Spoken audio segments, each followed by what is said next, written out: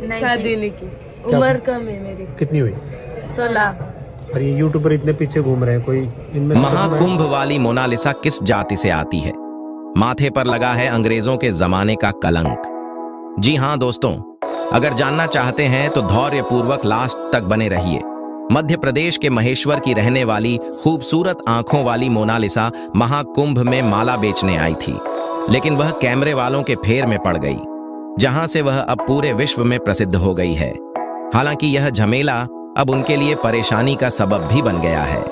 महेश्वर यूं तो लोक माता अहिल्या देवी, किले, मंदिरों, साध्यों और नर्मदा नदी के लिए जाना जाता है, लेकिन अभी किसी अन्य कारण से चमक रहा है।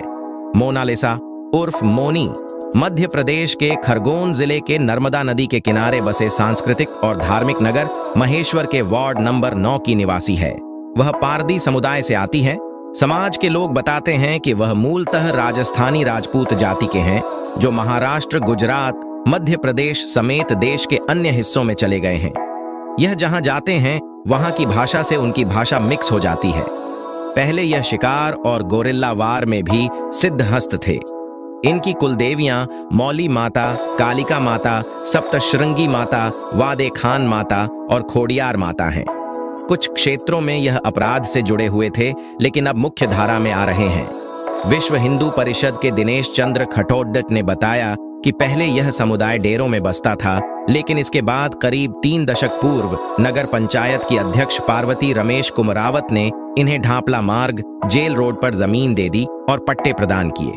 इसके बाद इन्होंने पक्के मकान बना लिए।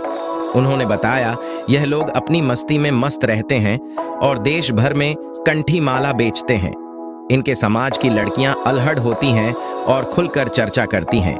वार्ड क्रमांक 9 के विनोद चौहान ने बताया कि इस समुदाय की बालिकाएं हर व्यक्ति को मामा कहकर पुकारती हैं। उन्होंने बताया कि खरगोन जिले के छोटी खरगोन और महेश्वर में करीब 700 पारदी लोग हैं। इसमें अकेले महेश्वर में 50 परिवारों के 450 लोग बसते हैं। यह जगह जगह धार्मिक आयोजन और मेलों में मालाएं, रुद्राक्ष आदि बेचते हैं। यह हिंदू धर्म को मानते हैं और समाज में ही शादी ब्याह के रिश्ते करते हैं। इस जनजाति के पुरुष आमतौर पर शर्ट पैंट पहनते हैं, जबकि महिलाएं और बच्चियां शर्ट, टी शर्ट और घाघरा पहनती हैं। यह वेज और नॉन वेज दोनों के शौकीन होते हैं और अपनी मस्ती में अक्सर किराए पर म्यूजिक सिस्टम लेकर डांस करते हैं। उन्होंने बताया कि आमतौर पर यह लोग ज्यादा पढ़े लिखे नहीं होते हैं और बचपन से ही माल बेचने के व्यापार में बच्चों को लगा दिया जाता है। इनका जनरल नॉलेज जबरदस्त होता है और यह देश भर में जाने के लिए बसों, ट्रेनों, रास्तों और भौगोलिक स्थितियों को अच्छी तरीके से जानते हैं। उन्होंने बताया कि मोनालिसा के परिवार की आज 3 बीघा जमीन भी है। मोनालिसा के ताऊजी विजय पटेल समाज के पटेल भी हैं। उन्होंने बताया कि यूं तो यह समुदाय हिंदू धर्म से जुड़े सभी त्योहारों को मनाता है, लेकिन होली की बात ही अलग है।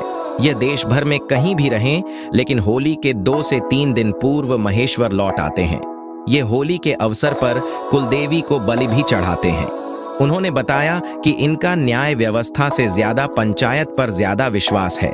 किसी भी विवाद या झगड़ा होने की स्थिति में यह समाज पटेल को अपनी व्यथा सुनाते हैं और उसी के मुताबिक विवाद का निपटारा करते हैं। ब्रिटिश राज के दौरान पारधियों को क्रिमिनल ट्राइब्स घोषित कर दिया गया था। 1871 में लागू हुए क्रिमिनल ट्राइब्स एक्ट ने लगभग 500 जनजातियों को इस दायरे में ला दिया था।